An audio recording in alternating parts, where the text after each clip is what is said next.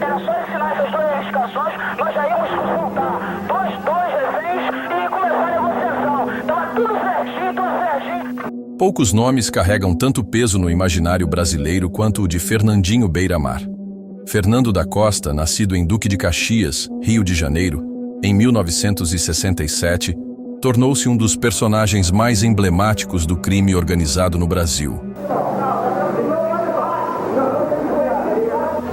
Os agentes entram na cela de Beiramar. As paredes são decoradas com imagens de guerrilheiros e traficantes famosos, como o colombiano Pablo Escobar. Sua trajetória é, ao mesmo tempo, um retrato da falência das instituições do Estado, da precariedade social das periferias e da sofisticação crescente do narcotráfico em escala internacional. Mas por trás do mito do traficante, existe uma história complexa, marcada por contradições, conexões obscuras e impactos profundos na política e na sociedade brasileira. Este é um dossiê sobre a história nunca contada de Fernandinho Beiramar. Para entender como Fernando se tornou Beiramar, é preciso olhar para o cenário do Rio de Janeiro, nos anos 1970 e 1980. O Brasil vivia os últimos anos da ditadura militar, mas nas periferias do Rio, especialmente na Baixada Fluminense, o Estado já se mostrava ausente. Era uma região de pobreza crônica, onde a violência policial se misturava com o abandono de serviços básicos, criando um terreno fértil para a ascensão do tráfico. Nas ruas estreitas de Duque de Caxias, Fernando cresceu cercado pela dureza da vida urbana, mas também pelo fascínio que o dinheiro rápido e a ostentação do crime exerciam sobre jovens sem perspectivas. Seu apelido, Beiramar, surgiu ainda na juventude, quando frequentava a orla carioca vendendo produtos contrabandeados.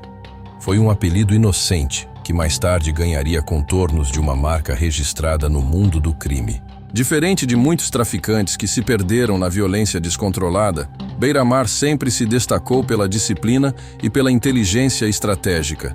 Ele sabia que o poder não se sustentava apenas com armas, mas também com conexões.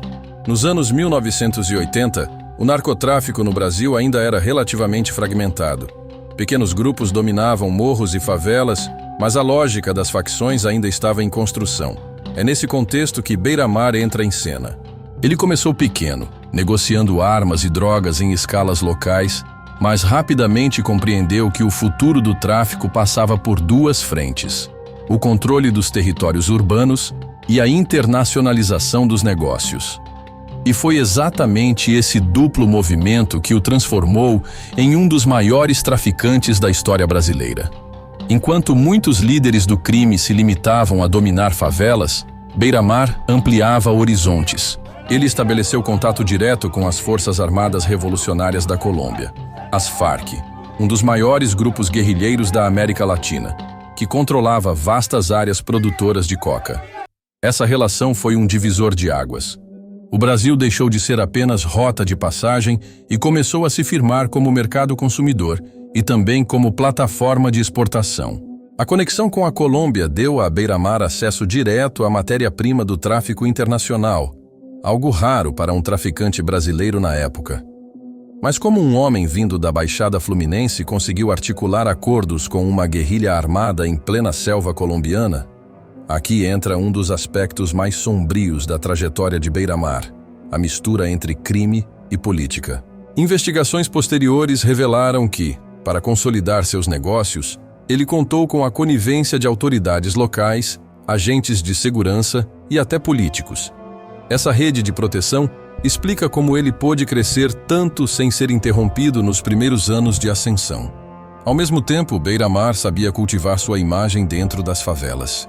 Diferente da caricatura de criminoso sanguinário, ele buscava se apresentar como uma espécie de benfeitor, patrocinando festas, distribuindo cestas básicas e financiando serviços que o Estado nunca ofereceu. Isso criava um paradoxo.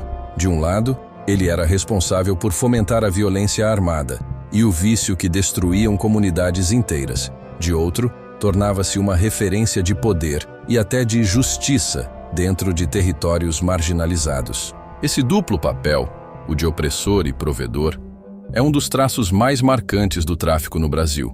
E Beiramar soube explorar isso como poucos. No fim dos anos 1990, seu nome já era sinônimo de poder.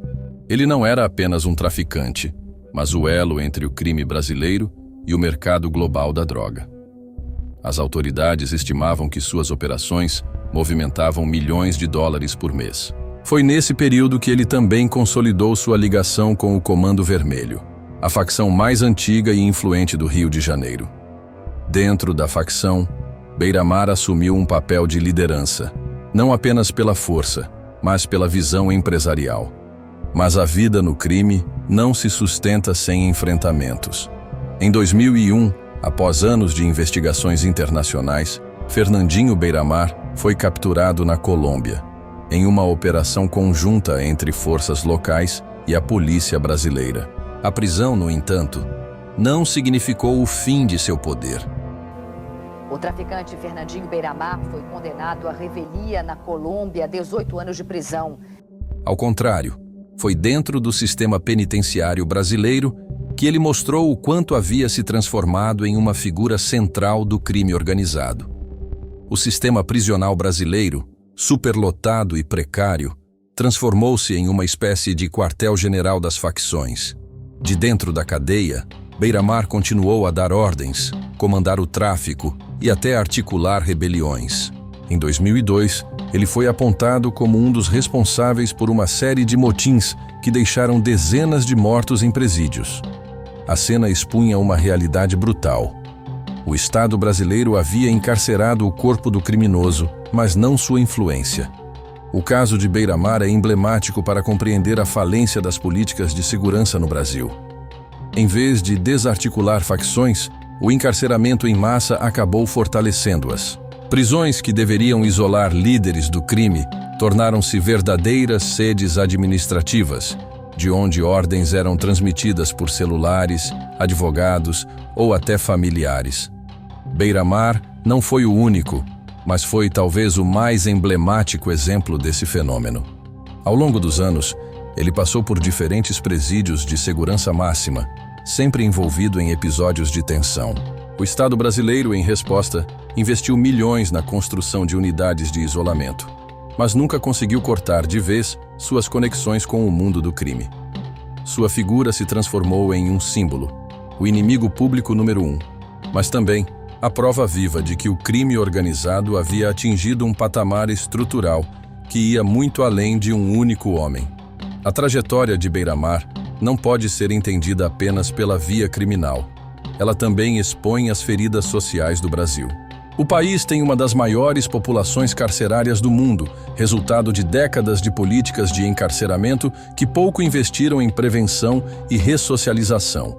Nas periferias, o tráfico continua sendo, para muitos jovens, a única perspectiva de ascensão financeira. A história de Beiramar, nesse sentido, é mais do que a biografia de um criminoso. É um espelho da desigualdade estrutural. Outro ponto crucial é a relação entre o tráfico e a política. Ao longo das últimas décadas, investigações revelaram ligações entre facções e políticos locais, seja por meio de financiamento de campanhas, seja por acordos tácitos para a manutenção da ordem em comunidades. O poder de Beiramar não se sustentou apenas pela força armada.